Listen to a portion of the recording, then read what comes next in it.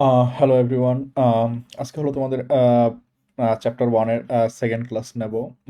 তো তোমাদের হলো দেখা যাক যে আহ, মানে আগের ক্লাসে কি কি করাইছি এবং আজকে কোথা থেকে শুরু করতে পারি। তো তোমাদের গতকাল হলো ভার্চুয়াল রিয়েলিটির অনেক কিছু দেখায় ফেলছিলাম। যে আম, মনে করো সরি, ভার্চুয়াল রিয়েলিটি কেন, গ্লোবাল ভিলেজের অনেক কিছু দেখায় ফেলছিলাম, যে চিকিৎসা, শিক্ষা, ই কমার্স বিভিন্ন জায়গায় কিভাবে হলো গ্লোবাল ভিলেজ ইউজ করা হয়। এই ক্লাসে আমি হলো তোমাদের বাকি আর তিনটা টপিক বাকি আছে, সেই তিনটা টপিক দেখাবো গ্লোবাল ভিলেজের উপর, এবং ভার্চুয়াল রিয়ালিটি নিয়ে হালকা পাতলা কথা বলবো। সো ক্লাসটি আসলে বেশি বড় হবে না, তো খুব সংক্ষিপ্ত ক্লাস হবে। তো তাহলে আমাদের দেখা যাক যে নেক্সটে কি আছে। তো ও গ্লোবাল ভিলেজের নেক্সট যে জিনিসটা আছে সেটা হলো যে নিউজ, তাই না? নিউজ কিন্তু গ্লোবাল ভিলেজের একটা বিশাল বড় একটা পার্ট। তো নিউজের মাধ্যমে গ্লোবাল ভিলেজ কিভাবে মানে সাজায় ফেলছে, এটা আমরা তাহলে একটু দেখার ট্রাই করি, তাই না? নিউজ আগে আমরা কি করতাম বলো দেখি। গ্লোবাল ভিলেজের আগে আমাদের কাছে নিউজ বলতে ছিল অনলি হলো যে নিউজ পেপার, তাই না? নিউজ বলতে ছিল হলো নিউজ পেপার, তাই না? আগে হলো মনে করো যে তোমরা জানি না দেখছো কিনা, সকালবেলা হলো মানে 7টা 8টার দিকে হলো সবাই নিউজ পেপার নিয়ে সাইকেলে করে সিটির বিভিন্ন জায়গায় জায়গায় ঘুরে নিউজ পেপার দিত। এই জিনিসটা কি তোমরা আর দেখো? দেখো না, তাই না? এই জিনিসটা এখন খুব রেয়ার, এই জিনিসটা আসলে আর নিউজ পেপার পাওয়া যায় না বা খুব একটা সেল হয় না। তাহলে নিউজ জিনিসটা এখন তাহলে কোথায় চলে আসতেছে? গ্লোবাল ভিলেজের পরে নিউজ জিনিসটা চলে আসতেছে হলো যে ম্যাস মিডিয়া বলে এই জিনিসটাকে। তো এই ম্যাস মিডিয়া কি জিনিস, যে হলো সবগুলো নিউজ পেপার হলো বিভিন্ন ওয়েবসাইটের মাধ্যমে চলে আসতেছে, তারা নিউজ সার্চ করতেছিল ওয়েবসাইটে। তাহলে আগে যে নিউজ পেপার সেল করে তাদের ইনকাম হইতো, সেই জিনিসটা এখন কোথায় চলে আসতেছে? ওয়েবসাইটের ইনকামে, তাই না? ওখানে ওয়েবসাইটে অ্যাড দেখায়, অ্যাডের মাধ্যমে টাকা ইনকাম করে এইভাবে। আরেকটা যে জিনিসটা চলে আসতেছে হলো সোশ্যাল মিডিয়াতে, তাই না?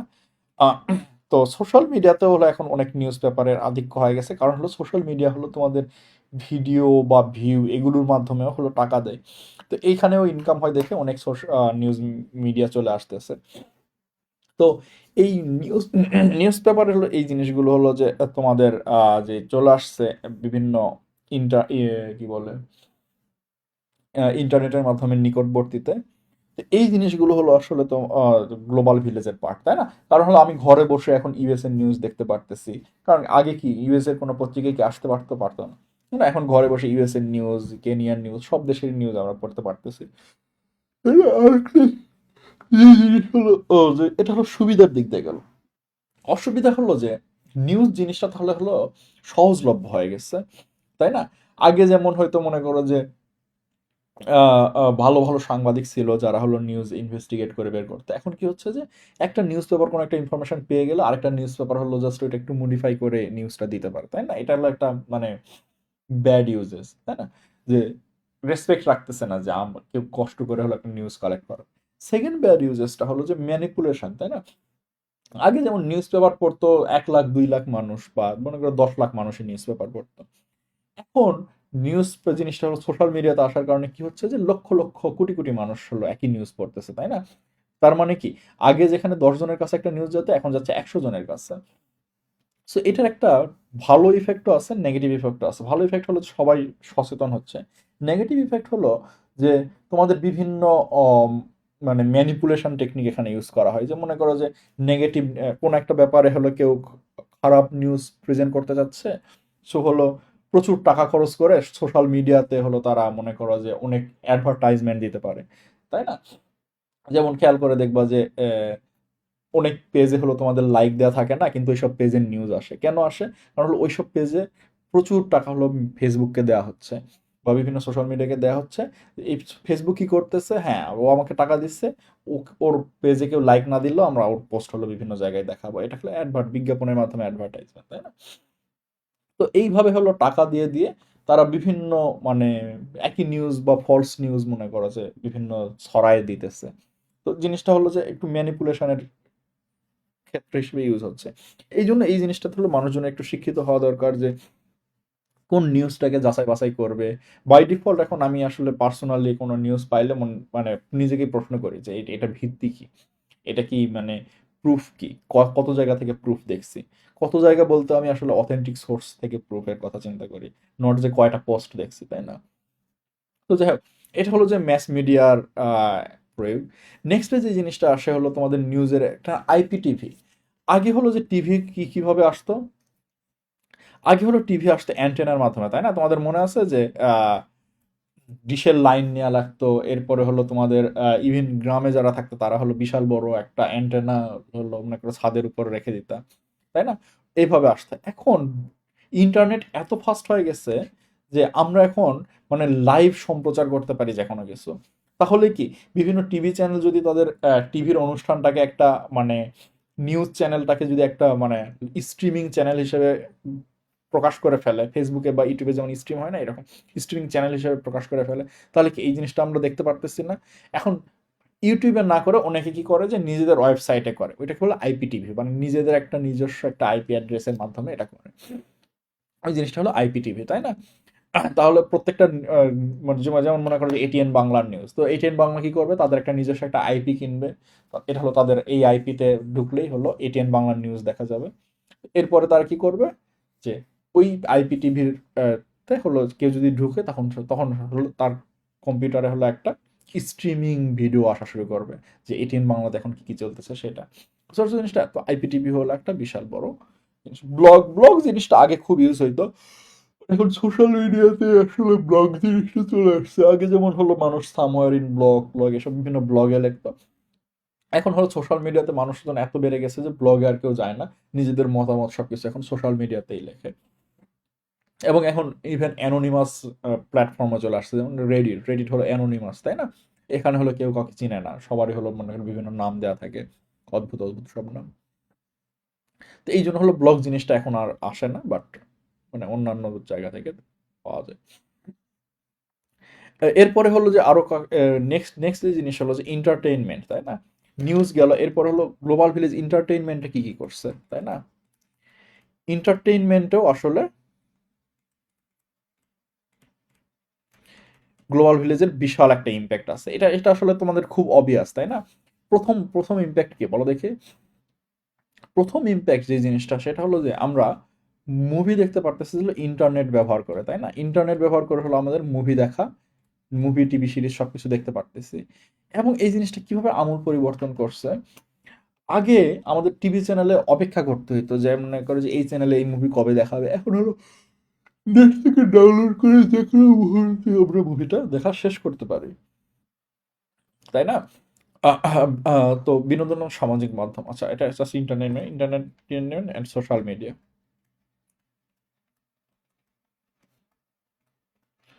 বুঝতে পারছো জিনিসটা? তাহলে হলো আমি ইন্টারনেটের মাধ্যমে আমরা ইজিলি হলো ব্যবহার বিভিন্ন মুভি টুভি দেখতে পারি। এরপর হলো বিভিন্ন মানে আগে যেমন টিভি চ্যানেল ছিল, এখন হলো এরকম স্ট্রিমিং কোম্পানি আছে যেমন নেটফ্লিক্স, তাই না? এগুলোর মাধ্যমে হলো আমরা বিভিন্ন মুভি টুভি দেখতে পারি। তো এগুলো এখানে হলো এন্টারটেইনমেন্টে হলো বিভিন্ন বিপ্লব ঘটে ফেলছে গ্লোবাল ভিলেজের মাধ্যমে। এবং আগে যেমন মনে করো যে ইন্দোনেশিয়ান মুভি কেউ দেখতোই না, মানে নামও জানতো না যে ইন্দোনেশিয়াতে মুভি হয়। আগে সবাই মুভি বলতেই ভাবতো যে খালি হিন্দি চলতো আর বাংলা চলতো, তাই না? ইংলিশ মুভি মাঝে মাঝে চলতো বাংলা ডাব করে, তো বা খুব কম চলতো। তো এখন হলো মানুষজন মুভি মানে হলো মানে কনসেপ্টটা অনেক ভ্যাস্ট হয়েছে, এখন আমরা অনেক দেশের মুভি দেখতে পারি, তাই না?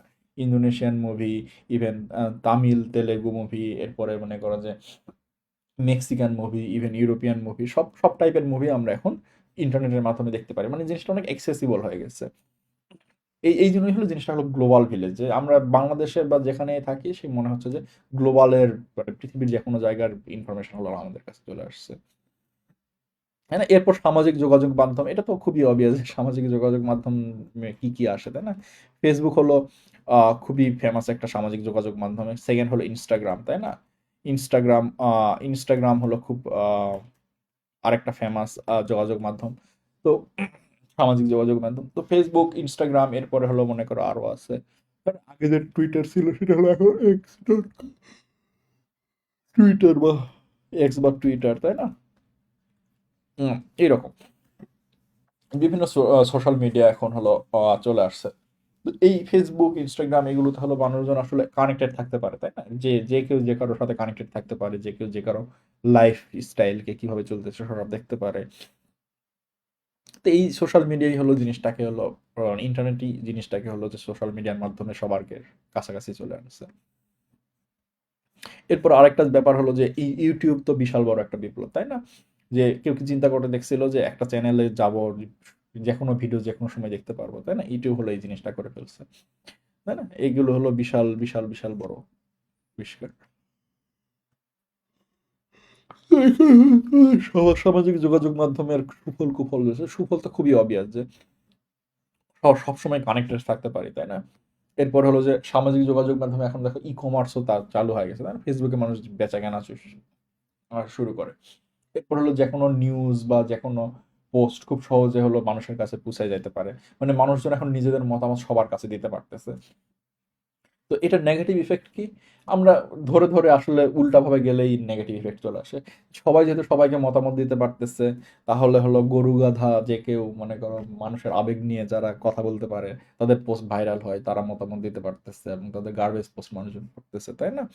এরকম অনেক আছে। এরপরে মনে করো যে সবাই সবার সাথে কানেক্ট থাকতে পারে।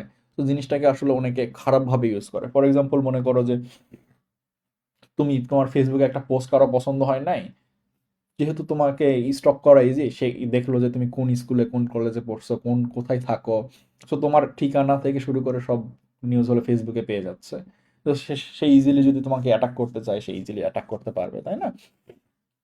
তো আগে যে প্রাইভেসি জিনিসটা ছিল, এই প্রাইভেসি জিনিসটা হলো মানুষের থাকতেছে না, তাই না? এটা বিশাল বড় একটা নেগেটিভ জিনিস। এরপরে হলো যে সাইবার অপরাধ যে এই জিনিসটা, তাই না? যে মানে সামাজিক যোগাযোগ মাধ্যমে এই জিনিসটা কিন্তু মাঝে মাঝে হয় যে মনে করো কেউ আরেকজনের অ্যাকাউন্টের অ্যাক্সেস পায় এবং ওই অ্যাকাউন্ট থেকে কিছু উল্টাপাল্টা কিছু করলে অরিজিনাল যে অ্যাকাউন্ট হোল্ডার তার হলো দোষ পড়ে যায়, তাই না?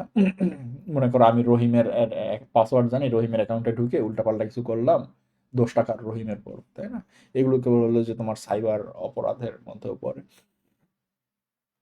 এরপর হলো আরেকটা বড় সড়ো কুফল হলো যে অ্যাডিকশন, তাই না?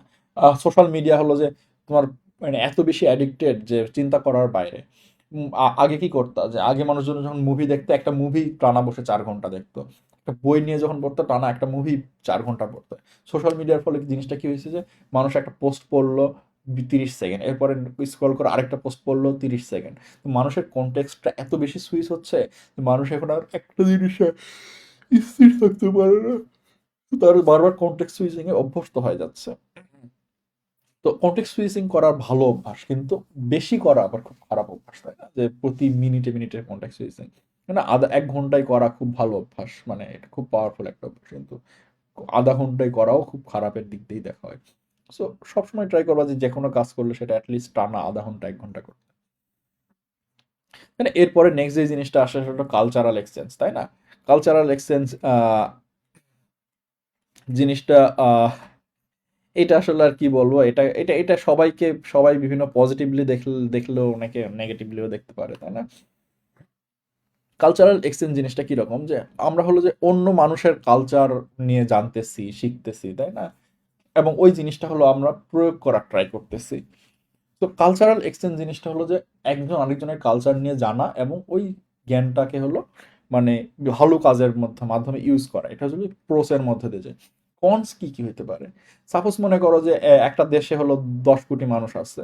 10 কোটি মানুষের মধ্যে 1 লক্ষ মানুষ অন্য দেশের একটা কালচার পছন্দ করলো, ওই কালচারটাকে এই দেশে আনার ট্রাই করলো।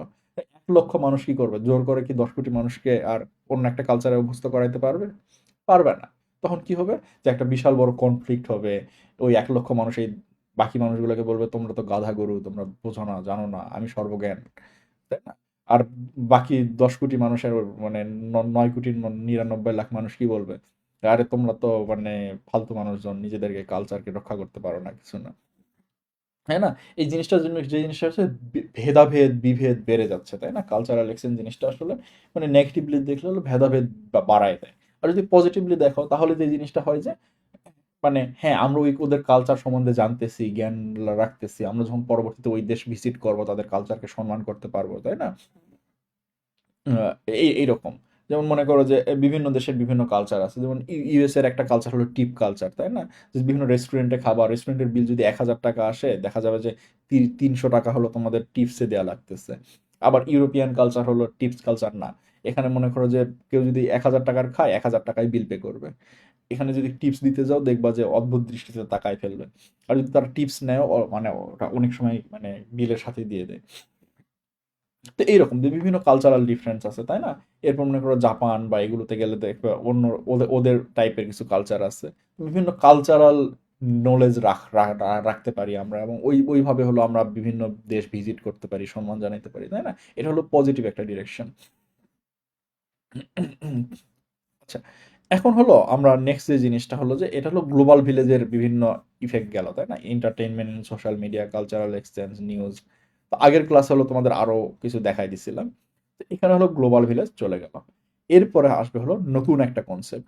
গ্লোবাল ভিলেজের পরে যে জিনিসটা আসবে সেটা হলো ভার্চুয়াল রিয়েলিটি।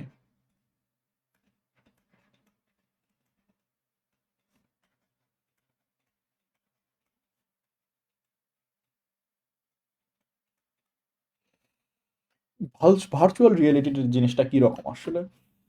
বুঝাই যাচ্ছে যে রিয়েলিটি মানে হলো বাস্তবতা, তাই না? রিয়েলিটি মানে হলো বাস্তবতা। ভার্চুয়াল মানে কি? অবাস্তব বাস্তবতা, মানে যেটার বাস্তব অস্তিত্ব নাই। তাহলে দুইটা বিপরীত কনসেপ্টকে পাশাপাশি জুড়ে দিচ্ছে। তো এই জিনিসটা আসলে মিন করে যে এমন কিছু, যেই জিনিসটা আমাদেরকে বাস্তবতার অনুভূতি দিবে, কিন্তু জিনিসটা বাস্তব না। এটা হলো ভার্চুয়াল রিয়েলিটি। যেমন মনে করো, তোমরা ভার্চুয়াল রিয়েলিটির সবচেয়ে মানে কমন একটা এক্সাম্পল দেই। তোমরা অনেকেই করছো কিনা জানি না, যে মনে করো যে আমি একবার করছিলাম যে একটা হলো যে আমি জাস্ট চেয়ারে বসে থাকবো, কিন্তু ওই চেয়ারে এমনভাবে আমাকে মানে, এবং একটা হেডফোন পরে থাকবো, এবং এমনভাবে হলো আমাকে একটা দোলনাতে দোল খাওয়াবে, মনে হবে যে আমি একটা দোলনাতে দোল খাচ্ছি। চেয়ারে বসে আছি, কিন্তু ওই চেয়ারের মধ্যে বিভিন্ন মেশিনারি সেট করা আছে, যে একটা দোলনা যখন বিভিন্নভাবে দোলে, সামনে যায় পিছনে আসে, তখন হলো যেইভাবে যেই ফিলিংসটা দেয়, যে মানে সামনে যাওয়ার সময় ধাক্কা দিচ্ছে, আমি পড়ে যাওয়ার মতো ফিল হচ্ছে, আমি পিছনে আসার সময় হলো আহ, মানে পিছন দিকে ধাক্কা দিচ্ছে, এই এই টাইপের পুরো সবগুলো ফিলিংস হলো চেয়ার থেকে পাচ্ছি। আবার মানে ক্যামেরা থাকার কারণে মনে হচ্ছে যে আমার চোখের সামনে জিনিসটা ঘটতেছে, মানে স্পেশাল ভার্চুয়াল রিয়েলিটি ক্যামেরা। এই জিনিসটা হলো যে এত রিয়েলিস্টিক ছিল যে মানে অনেক সময় দেখা যায় যে মানে রিয়েলি করে মানে এরকম দোলনায় দুলে যে এরকম মজা পাওয়া যায়, ওখানে বসেও এরকম মজা পাওয়া যাচ্ছে। তো এই জিনিসগুলো হলো ভার্চুয়াল রিয়েলিটির এক্সাম্পল। যে এমনভাবে আমাদের মানে আমাদের অনুভূতিগুলো কিভাবে আসে? দৃষ্টি থেকে আসে, তাই না? দৃষ্টি, স্পর্শ, স্বাদ, গন্ধ, তাই না? এই যে এই 4টা 5টা শব্দ, এই কয়েকটা জিনিস মিলিয়ে আসলে আমাদের রিয়েলিটির অনুভূতি আসে, তাই না? এই কয়টা জিনিস যখন কেউ সিমুলেট করে ফেলে, এই জিনিসকে সিমুলেট করা, যে মানে কপি করে হলো তোমার মনে করো যে বাস্তব কোনো একটা জিনিস মানে কম্পিউটারে আনা। এই জিনিসটা যখন পারফেক্ট ভাবে কেউ অন্য একটা রিয়েলিটির মতো করে সিমুলেট করে, তাহলে কি আমাদের বডি কিন্তু বুঝতে পারবে না যে এটা আসলে ভার্চুয়াল নাকি রিয়েলিটি। ব্রেন হয়তো জানে যে হ্যাঁ আমি এইভাবে আসছিলাম, সো এখানে আসছি, সো আমি জানি যে এটা ভার্চুয়াল। কিন্তু আমাদের বডি বাই ডিফল্ট, মানে যেহেতু এগুলোর মাধ্যমেই সে কমিউনিকেট করে পরিবেশের মাধ্যমে, তো সে বুঝতে পারবে না। সে কি ভাববে যে এই জিনিসটা আসলেই রিয়েল। এই জন্য জিনিসটা হলো ভার্চুয়াল রিয়েলিটি বলছে। তো এখানে হলো তোমাদের সংজ্ঞা দিচ্ছে যে বাস্তব নয়, কিন্তু বাস্তবের চেতনা উদ্রেককারী বিজ্ঞান নির্ভর কল্পনাকে ভার্চুয়াল রিয়েল বলে, তাই না? যেটা জিনিসটা হলো রিয়েল, মানে বাস্তবতা নাই, কিন্তু জিনিসটা হলো কম্পিউটারের মাধ্যমে সিমুলেট করে আমাদেরকে বাস্তবতার অনুভূতি দিচ্ছে, তাই না? কিন্তু খুব জটিল জটিল শব্দ ইউজ করছে, চেতনা উদ্রেককারী। এখানে বললে কি হয়, যে বাস্তবের অনুভূতি দেওয়া, তাই না? যে ভার্চুয়াল রিয়েলিটি হলো কম্পিউটার প্রযুক্তির সিমুলেশন তত্ত্ব। এই সিমুলেশন তত্ত্ব বেসিক্যালি এই জিনিসটাই, যে হলো মানে সিমুলেট করবে। সাপোজ মনে করো যে তোমরা গেম খেলছো, তাই না? গেমে দেখছো যে তোমাদের বাতাস হলো চুল ওড়ে। জিনিসটা কি সিমুলেট করতেছে না, যে একটা বাতাস জিনিসটা হলো সিমুলেট করতেছে? তার মানে কি গেমের ভিতরে একটা ফিজিক্স ইঞ্জিন থাকে, যে ইঞ্জিনটা হলো তোমার ফিজিক্সের বিভিন্ন ল নিয়ে জানে। এবং আমরা যখন বিভিন্ন মানে মানে এনভায়রনমেন্টে একটা চেঞ্জ আনি, তখন হলো ওই ল গুলো অ্যাক্টিভেট হয়, একটার পর একটা অ্যাক্টিভেট হয়, কি আমাদের অনুভূতি দেয় যে হ্যাঁ এটা ওই রকম, এটা ওই রকম। তো ভার্চুয়াল রিয়েলিটি উপাদান সমূহ কি কি কি লাগে আসলে ভার্চুয়াল রিয়েলিটির জন্য? প্রথমে হলো যে একটা হেড মাউন্টেড ডিসপ্লে লাগে, তাই না? অনেক সময় দেখছো যে একটা গ্লাস পরে, অনেকভাবেই হয় এখানে জিনিসটা বুঝছে হেড মাউন্টেড ডিসপ্লে, বাট মানে একটা ডিসপ্লে লাগবে তাই না, এটা গ্লাসের মাধ্যমে হতে পারে, হেডে মাউন্টেন থাকতে পারে তাই না। এরপরে হলো আরো একটা কি জিনিস থাকবে, তোমাদেরকে বললাম না যে আমাদের অ্যাজ এ হিউম্যান আমি পৃথিবী মানে পরিবেশের সাথে কিভাবে ইন্টারাক্ট করতেছি। ফার্স্ট যে জিনিসটা হলো দৃষ্টি তাই না, দৃষ্টিটা কি ওই যে ডিসপ্লের মাধ্যমে সিমুলেট করতেছে। এরপরে কি শব্দ তাই না, তার মানে একটা সাউন্ড সিস্টেম থাকবে তাই না, একটা মানে সিমুলেটেড সাউন্ড সিস্টেম থাকতে হবে শব্দর অনুভূতিটা দেওয়ার জন্য তাই না। নেক্সট আর কি কি সিমুলেশন আছে, আমার স্পর্শ বা এইগুলো তাই না, যে আমি একটা টেবিলে টাচ করলাম, আমি আমার মাথায় টাচ করলাম, এই স্পর্শগুলোর তো আমাকে অনুভূতি দিতে হবে। এগুলো কিভাবে দিবে, আমাদের একটা বডি স্যুট পরাইতে পারে তাই না, ওই বডি স্যুট হলো মানে প্রয়োজন অনুযায়ী বিভিন্ন পিন পয়েন্টে প্রেসার দিবে, যেন মনে হবে যে এই কাজটা করতেছি। যেমন মনে করো যে আমি হাত দিয়ে যদি এখানে ধরি, এখানে কিন্তু বা একটা ল্যাপটপ ধরি, আমার হাতের এখানে প্রেসার লাগতেছে তাই না, তো ল্যাপটপ ধরার অনুভূতিটা কি ওই বডি স্যুট যদি এখানে একটা প্রেসার দিতে পারে ওই সিমুলেট করে ফেললো না এরকম। এরপরে আর কি কি লাগে, গন্ধ তাই না, স্মেল জিনিসটা যে সিমুলেট করতে পারে। তো স্মেল জিনিসটা তো এতটা ইসেনশিয়াল না, বাট এটাও আসলে মানে উন্নত ভার্চুয়াল রিয়েলিটির একটা উপাদান হওয়া উচিত, যদি এখনো পার্ট অফ না। আর কিছু আছে না এই মুহূর্তে আর কিছু মনে পড়তেছে না, বাট আরো জিনিসপত্র হলো যে এখন হলো এটা হলো যে হিউম্যানকে অনুভূতি দেওয়ার জন্য তাই না, এখন কারা এসব অনুভূতি আমাদের জন্য ব্যবস্থা করবে। এই জন্য হলো যে একটা রিয়েলিটি এঞ্জিন লাগবে তাই না, তোমাদেরকে বললাম না যে ফিজিক্স এঞ্জিন থাকে গেমের মধ্যে, তো এরকম বিভিন্ন এঞ্জিন থাকে। এঞ্জিন বলতে মানে মেশিন বোঝাচ্ছে না এখানে, একটা সফটওয়্যার প্ল্যাটফর্ম বোঝাচ্ছে। এরপর বিভিন্ন সেন্সর লাগে তাই না, ওই সফটওয়্যার প্ল্যাটফর্মে ইনপুট আসে কি কি পরিবেশের বিভিন্ন সেন্সর থেকে তাই না। যেমন তোমরা হয়তো এই জিনিসটাও খেয়াল করছো যে এখন মানে কম্পিউটার রেসিং গেম খেললো, তোমাদের রেসিং এর জিনিসপত্র হলো তোমরা মানে নামটা ভুলে গেছি, সেট করে নিয়ে হলো মানে রিয়েল গাড়ি চালানোর মতো করে আসলে কম্পিউটার রেসিং খেলতে পারো তাই না। তো ওই রেসিং এর কি কি থাকে থাকে এই যে তোমাদের বিভিন্ন সেন্সর থাকে, যে তুমি এইভাবে জিনিসটাকে ডান দিকে ঘুরাইলে ওই সেন্সরের মাধ্যমে ডেটা হলো কম্পিউটারের কাছে যাচ্ছে যে হ্যাঁ ওটা ডান দিকে ঘুরাইছে, অনুযায়ী ইম্প্যাক্ট। এইগুলো হলো ভার্চুয়াল রিয়েলিটির উপাদান। এখানে হলো এই এত ডিটেলস লাগবে না, অ্যাপ্লিকেশন জিওমেট্রি রিয়েলিটি এখানে একই একই জিনিসই, display, globe, body sweet, audio তাই না, রিয়েলিটি ইঞ্জিন, সেন্সর। তো ভার্চুয়াল রিয়েলিটির এখন সবচেয়ে বড় প্রয়োগটা হলো যে এখানে আসলে কোনো বাহ্যিক কোনো শারীরিক বিপদ বা ঝুঁকি নাই তাই না, নাই, ধরে নিলাম নাই, লং টার্মে কিছু আছে বাট ধরে নিলাম যে শর্ট টার্মে কিছু নাই। তো ভার্চুয়াল রিয়েলিটি আসলে অনেক দিন আগেরই প্রযুক্তি, এখানে বইয়ে তোমাদের বলছে 1980 সাল থেকে, আমি আমি জানি না যে এগুলো আসলে সাল টাল এক এক বইয়ে দেখবে যে এক রকম থাকতে পারে।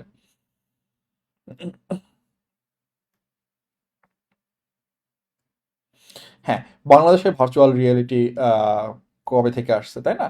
তোমরা নব থিয়েটারে গেছো কিনা জানি না, যেটার বর্তমান নাম হলো বঙ্গবন্ধু শেখ মুজিবুর রহমান নব থিয়েটার। আগের নাম ছিল হলো মৌলানা ভাসানী, খুব সম্ভবত নব থিয়েটার, পরে চেঞ্জ করে বঙ্গবন্ধু শেখ মুজিব নব থিয়েটার করা হয়েছে। তো নব থিয়েটার হলো মানে আমি যখন গেছিলাম তখন অ্যাটলিস্ট অনেক সুন্দর সুন্দর জিনিস দেখাচ্ছিল। ফর এক্সাম্পল যে মনে করো মানে মানে এটা আসলে মানে কাইন্ড অফ টুম্বের মতো ছিল, এবং উপর থেকে হলো মহাকাশ থেকে শুরু করে সমুদ্র অনেক কিছু হলো মানে খুব সুন্দর করে দেখাচ্ছিল। আমি আসলে রিসেন্টলি লাস্ট 10-15 বছর যায় না, আমি 2006 সালে মনে হয় লাস্ট গেছিলাম, 5 না 6। তো এটা হলো বাংলাদেশে ভার্চুয়াল রিয়েলিটি ছিল, এখন হলো অনেক জায়গাতে ভার্চুয়াল রিয়েলিটি চলে আসছে। কারণ তোমরা মনে করো বসুন্ধরাতে আহ আহ, গেছো কিনা জানি না, বসুন্ধরাতে বিভিন্ন গেমের জায়গা টায়গা আছে, এগুলো তো আসলে ভার্চুয়াল রিয়েলিটি জিনিসপত্র আছে। এই যে এখানে হলো তোমাদের এই জিনিসগুলোই বলছে, দেখছো ভার্চুয়াল রিয়েলিটিতে কি কি মানে ইফেক্ট করতে হবে, শব্দ, দৃষ্টি, মস্তিষ্ক, স্পর্শ। এখন মানে আমাদের ভার্চুয়াল রিয়েলিটিটার আমরা হলো দেখলাম যে কি কি টপিক ছিল।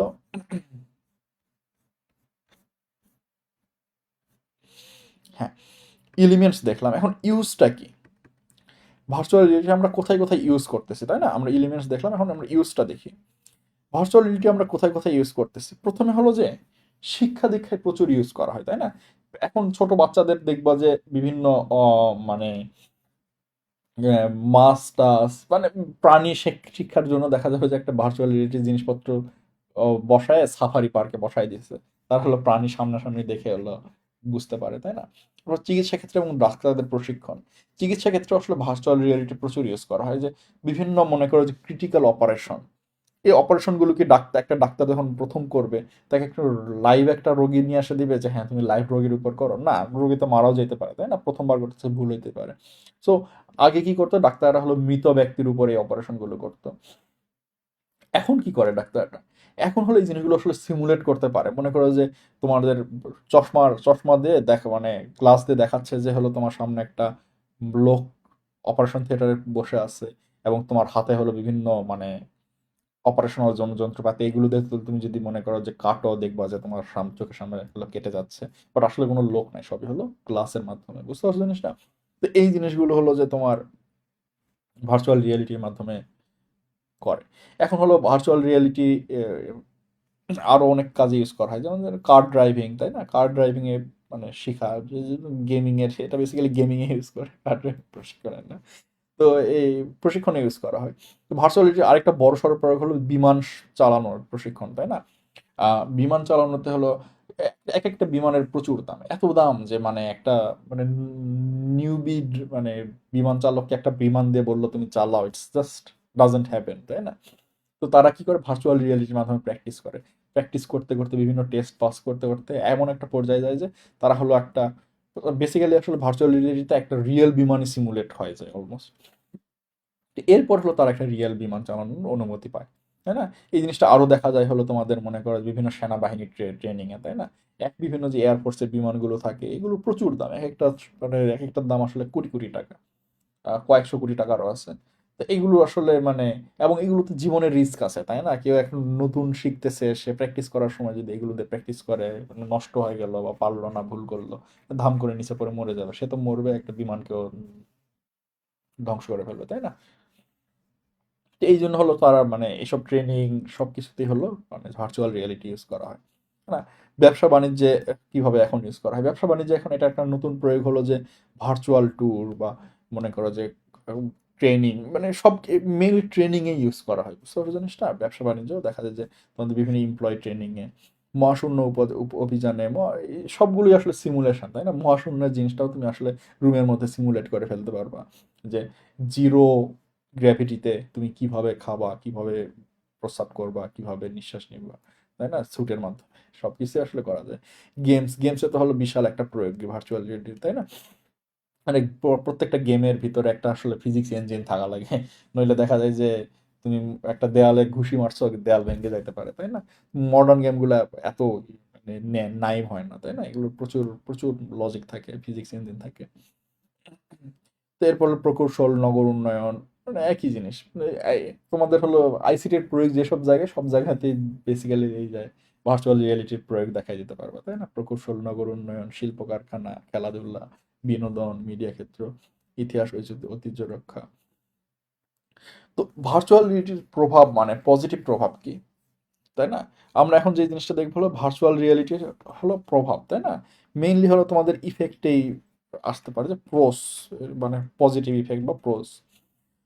পজিটিভ ইফেক্ট কি কি আছে বলো দেখি। ফার্স্ট অফ অল হলো যে মানে সেফ, সেফটি নিয়ে হলো, মানে এখানে হলো ফিজিক্যাল কোনো বা শারীরিক কোনো বিপদ আপদের সম্ভাবনা নাই, তাই না? এরপরে নেক্সটে কি, তাই না? সেফটি হলো একটা বিশাল বড় একটা প্রয়োগ, তাই না? এরপর হলো যে কম খরচ, তাই না? Less expensive sometimes.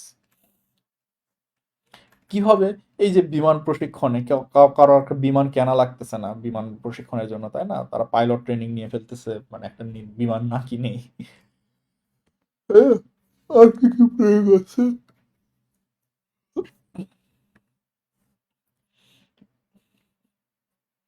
আরো প্রয়োগ মানে সবগুলোই আসলে প্রয়োগ, তাই না? পজিটিভের মধ্যে আসলে এগুলো সবগুলোই আসে, বিনোদন, ঐতিহ্য, খেলাধুলা, গেমস তৈরি, মহাশূন্য অভিযান, ব্যবসা বাণিজ্য, মানে মিলিটারি ট্রেনিং। বুঝতে পারছো জিনিসটা? সবগুলোতে এখানে বসায় দিতে পারবা। এখন নেগেটিভ ইফেক্ট গুলো একটু দেখি, তাই না? নেগেটিভ ইফেক্ট গুলোর মধ্যে কি কি পড়ে?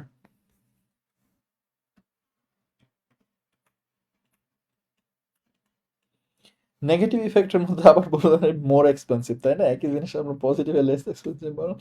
More expensive in a sense যে আমি যেমন বললাম না যে দোলনার একটা এক্সপিরিয়েন্স নিছিলাম, তাই না? দোলনার এক্সপিরিয়েন্সটা নেয়ার জন্য কিন্তু মানে বিশাল কাবজাব করতে হয়েছে, খরচ করতে হয়েছে, তাই না? কিন্তু ভালো এক্সপেন্সিভ। মানে আমি রিয়েল কোনো মানে রিয়েল কোনো মানে অভিজ্ঞতা পাইলাম না বা ফিলিংস পাইলাম না, কিন্তু ঘরে বসেই পাইলাম যদিও, কিন্তু অনেক খরচ করা লাগলো। এবং স্বাস্থ্যের জন্য ক্ষতিকর, তাই না? তো এই স্বাস্থ্যের জন্য কেন ক্ষতিকর খেয়াল করো। মানুষ আগে চশমা পরতো না, তাই না? 200 বছর আগে বা মানে 1000 বছর আগের মানুষজন কি কোনো চশমা পরতো না। এখনকার মানুষের চশমা লাগে কেন? কারণ হলো আগেকার মানুষের বাড়িঘর অনেক বড় ছিল, মানুষ আকাশের দিকে তাকাইতো। তো চোখ দিয়ে তুমি হলো অনেক দূরের জিনিসপত্র দেখতা। আজকালকার মানুষের কি সমস্যা হচ্ছে যে আমরা ঘরের মধ্যে যখন থাকি আমাদের চোখের দৃষ্টি কিন্তু বেশি দূর যায় না। খেয়াল করো, আমি যখন এখানে ঘরের মধ্যে দেখতেছি এই দেওয়ালে কিন্তু আমার লিমিট, তাই না? সো আমার চোখ হলো ওইভাবে ফোকাসিং করতে করতে অ্যাডজাস্ট হয়ে যাচ্ছে যে কাছের জিনিস হলো দেখতেছে, তখন কি হয় দূরের জিনিস ঠিক মতো দেখতে পারে না, তাই না? এই যে মনিটর হলো চোখের সামনে নিয়ে ঘুরতেছে, আমার চোখ হলো এত কাছের জিনিস দেখতে দেখতে এত অভ্যস্ত হয়ে যাচ্ছে যে দূরের জিনিস আর দেখতে পারে না। ক্লিয়ার? বুঝতে পারছো জিনিসটা? কারণ কি আমার যে কোনো কিছু দেখতে গেলে চোখের কিন্তু ফোকাস লেন্স অ্যাডজাস্ট করা লাগে, তাই না? আমি 10 মিটার দূরের একটা জিনিস দেখতে ফোকাস লেন্থ একভাবে অ্যাডজাস্ট করবে, 2 মিটার দূরের জিনিস দেখতে আরেকভাবে অ্যাডজাস্ট করবে। তো এখন যদি কন্টিনিউয়াসলি অ্যাডজাস্ট করে একটা পর্যায়ে মানে আমি ঘন্টার পর ঘন্টা রেখে দিই, তখন কি হয়? ওই ফোকাস লেন্থটা হলো নষ্ট হয়ে যায়, তাই না? ওই ইলাস্টিসিটি বা ওই চোখের এই জিনিসটা নষ্ট হয়ে যায়, তখন কি চোখের সমস্যা হয় এবং চোখে মানে চশমা পড়া লাগে, তাই না? তো এই জিনিসটাই হলো যে ভার্চুয়াল রিয়েলিটি আরো খারাপ ভাবে করতেছে কিভাবে, এই যে আমাদের একটা গ্লাস পরানো লাগে এবং এটা খুবই কাছে চোখের সামনে, এবং এই জিনিসটা হলো যে চোখের প্রচুর ক্ষতি সাধন করে, শ্রবণ শক্তির ক্ষতি সাধন করে এইভাবে যে বলবো না যে অনেক বড় বড় স্পিকার রাখা লাগে। এরপর হলো মানুষজন হলো কল্পনায় অভ্যস্ত হয়ে যায়, মনে করো যে গেমিং এডিকশন কিন্তু বড়সড় একটা জিনিস, তাই না? মানুষ গেম খেলতে খেলতে কি হয়, গেমে অ্যাডিক্টেড হয়ে যায়, তখন সে অন্য কিছু আর করে না। এই জিনিস হলো যে কল্পনার জগতে হলো চলে যায়। এরপর মনুষ্যত্বহীনতা। মনুষ্যত্বহীনতা হলো যে খেয়াল করো একটা মানুষ, মানুষ হলো পারফেক্ট প্রাণী না পৃথিবীতে, তাই না? এটা যে যাই বলুক যে সে পারফেক্ট, সে মানে অনেক ভালো, তার কোনো একটা দিক হয়তো অনেক ভালো বা কোনো একটা দিক অনেক খারাপ হইতে পারে।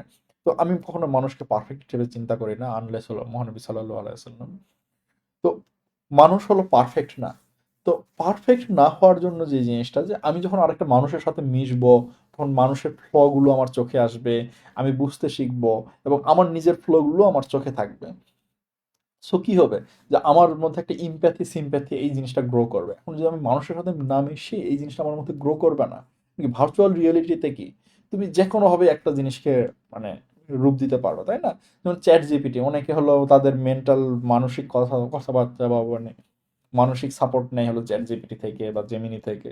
তারা কিন্তু খুব ভালো এগুলোতে, কারণ কি তাদের ওইভাবে ট্রেনিং করা হয়েছে। বুঝতে পারছো জিনিসটা? কিন্তু তারা তো হিউম্যান না। তুই কি তো এরপর তুমি যখন মানুষের সাথে ইন্টারাক্ট করতে যাবা, তখন মনে হবে যে মানুষ অনেক ফ্ল আছে, অনেক সমস্যা আছে, তাই না? তো রিলেট করতে পারে না, এবং তখন মনুষ্যত্বহীনতার প্রবণতা হলো প্রচুর দেখা যায়। ভার্চুয়াল রিয়েলিটির হলো এই জিনিসটাই হলো বলছে যে ভার্চুয়াল রিয়েলিটির মাধ্যমে তুমি যখন হলো একটা অন্য একটা রিয়েলিটির মধ্যেই থাকবা, তাহলে কি হবে, তোমার ওই রিয়েলিটিটা হলো তোমার মধ্যে গ্রো করবে, তখন আসল যে রিয়েলিটি ওইটা হলো তোমার মধ্যে আসবে না। পরে কি মনুষ্যত্বহীনতা দেখা যাবে, যে মানুষের সাথে কানেক্ট করার জিনিসটা থাকবে না। তো তোমাদের এরপরের টপিকটা আছে হলো যে তথ্য প্রযুক্তির সাম্প্রতিক প্রবণতা, রিসেন্ট ট্রেন্ডস অফ আইসিটি। এই জিনিসটা হলো আমি তোমাদের নেক্সট দিন দেখাবো। তাহলে তোমাদের আজকে এই পর্যন্তই থাক। Thank you everyone.